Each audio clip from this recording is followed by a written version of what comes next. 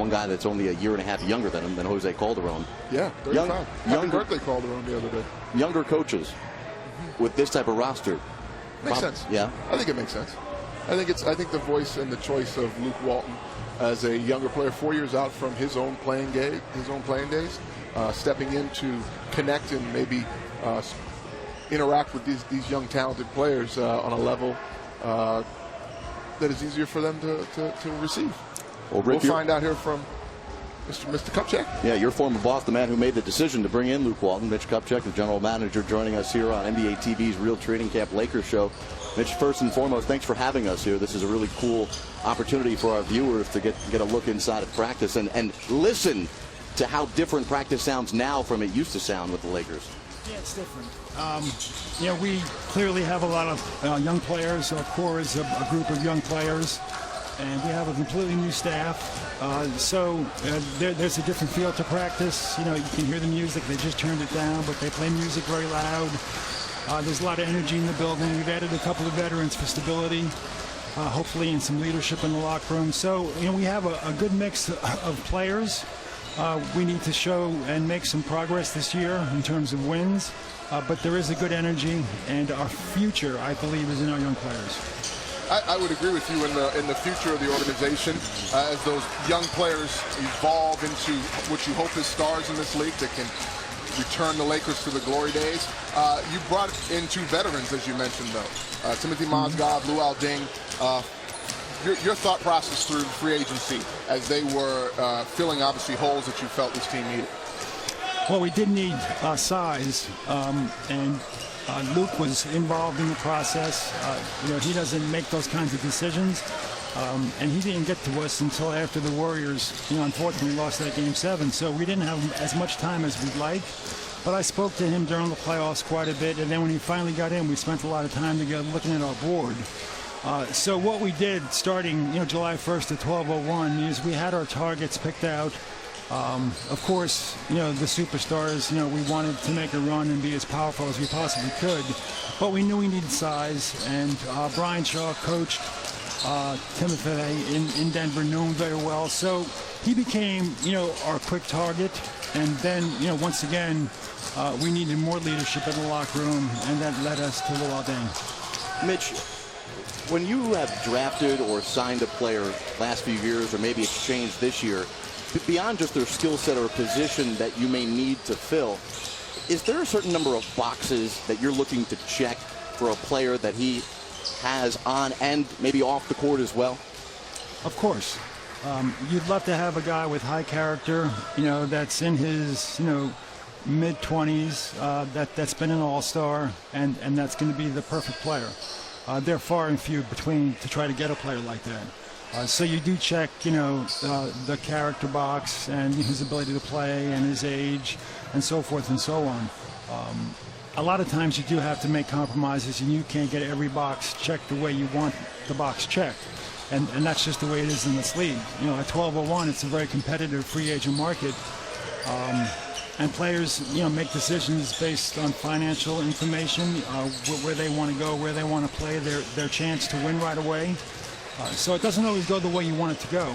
But yes, we have boxes we check out, and we're comfortable and happy with the players we got this summer. And another player you didn't mention is Jose Calderon. I think he's going to be a big part of our, veteran in the locker room, and I think he has a couple of years left to play as well. You speak of checking boxes, and you also brought in Luke, a new coach, a new coaching staff. What were those boxes for you when it came to making a shift from Byron Scott and heading in a new direction? Well, Byron was dealt a very difficult, hand. Our team was kind of in a spot where, we couldn't progress and get better quickly. And unfortunately, Kobe, his last 3 years, was injured each year, and then he decided, midway through his last year to make a retirement. So it was a tough situation. Byron is a very, very good coach. And I think he'll be coaching again in this league. Luke was just a different look. He certainly is known by us. We drafted him. He worked for our D-League team for a year. And, of course, he had great success as an assistant and then for those 40 games as a head coach up in Golden State. We liked the way they played. And we just felt at that moment, with all the factors we just talked about, Kobe's retiring, all the young players coming in, it was just a feel that this is something that we wanted to go and make a change by doing. Do you feel with doing that, you've kind of reset your clock? Because as you've addressed many times, especially this week, well documented, Jim Bush's promise of a 3-year being competitive, that's going to come to an end here at the end of this season. Do you have to restart the clock because of all that's gone on in the last few months? The way I look at this team is we're trying to build something that we can sustain, and that's going to take some time. We have financial flexibility. We were fortunate to some degree with the lottery selections the last couple of years. We could have pulled up and got a number that put us out of the lottery. And we were not a good team. So we deserved the number 7 pick with Julius and the number 2 pick, with D'Angelo. And, so we have a young group that it's going to take some time. We've added some veterans, hoping that we can move the process along and get better quicker than you normally would. But it is a young group. And the one player I did mention was Brandon. I think he's going to be an excellent player.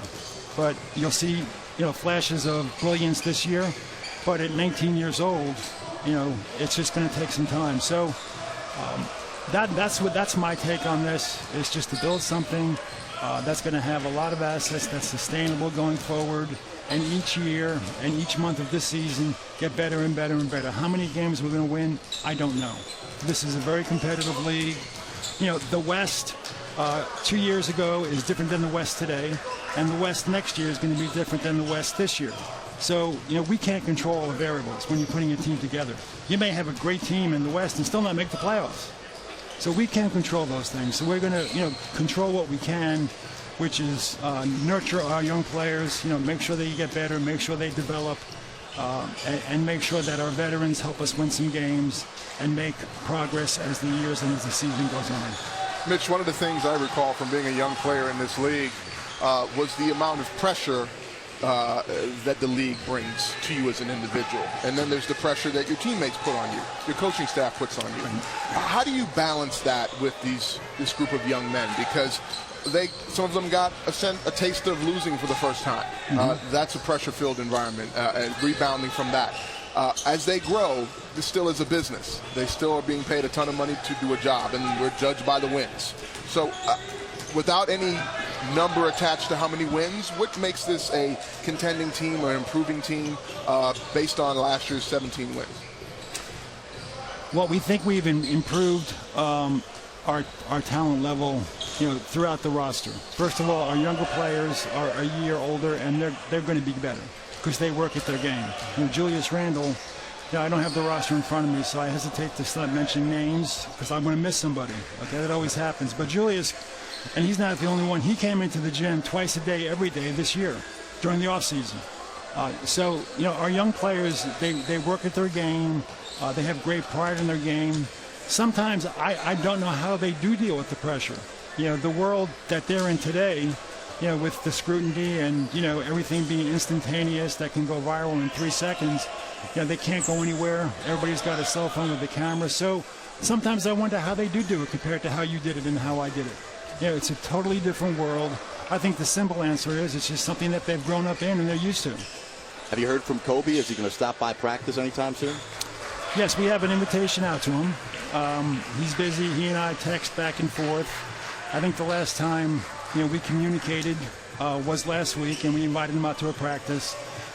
Jamal Wilkes is here today, right behind me, and every year we try to invite the guys in that have their name on the wall at our practice facility. And I know Jerry West is going to come by. I know Elgin Baylor is going to come by. Kareem is going to come by, and Jamal came by. Magic's going to come by. So Kobe has indicated, based on his schedule, that yes, he would. My guess is he probably wants to get away for a year, but we'll get him back. Has he given you any indication about being involved with the organization? And I mean, guys like Kobe, they don't, they don't become the assistant general managers, and I don't even think they become general managers. I think guys like him, they buy teams. So, if I ever asked him to come in and work with a young player, he would certainly do it.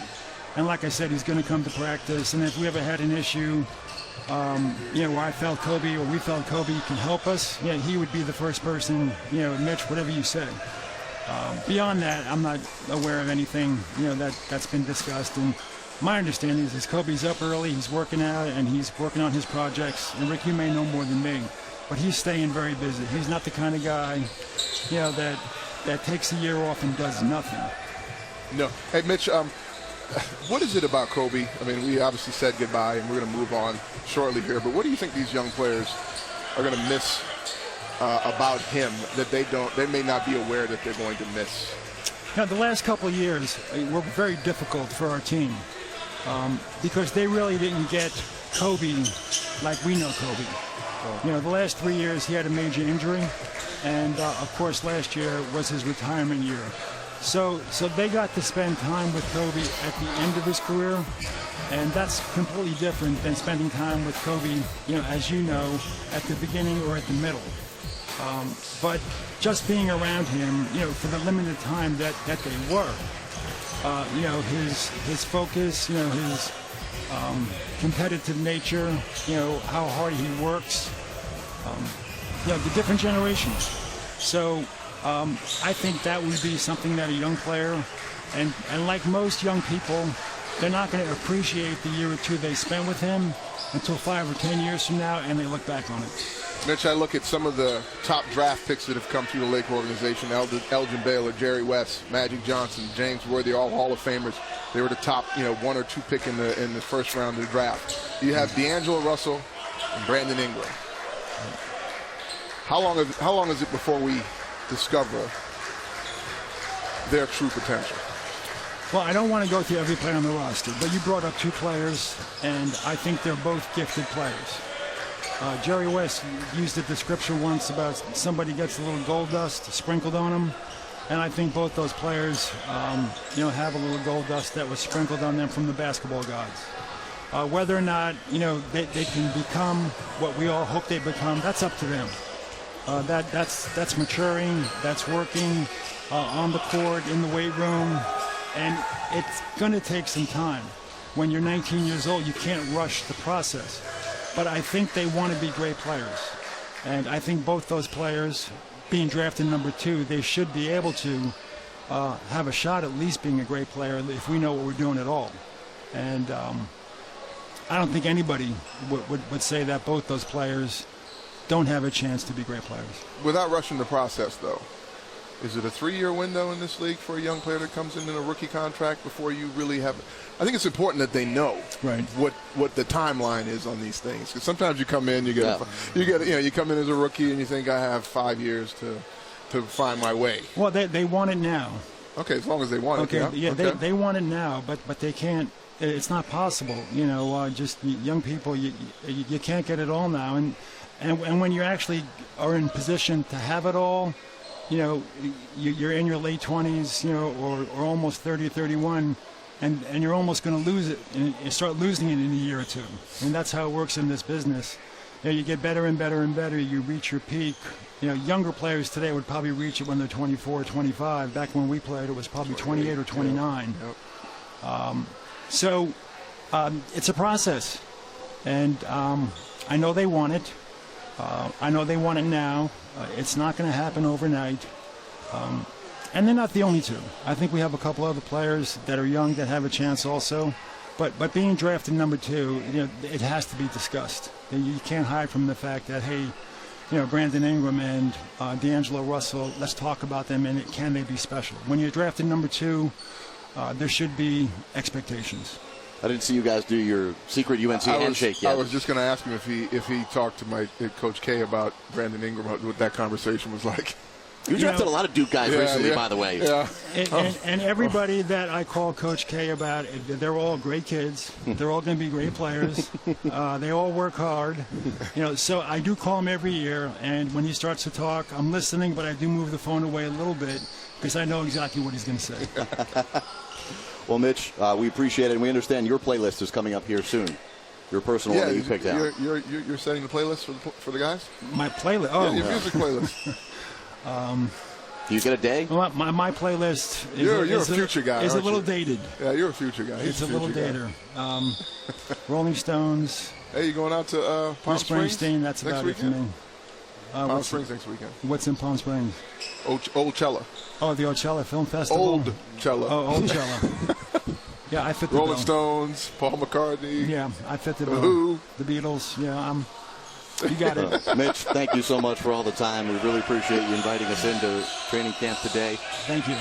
Good to see you, Mitch. It's great. A couple of Tar Heels. Mitch Kupchak, Rick Fox, coming back with more Real Training Camp from just this gorgeous facility here in Santa Barbara. We'll hear from the players and hear how Luke Walton's instructing day 4 of training camp.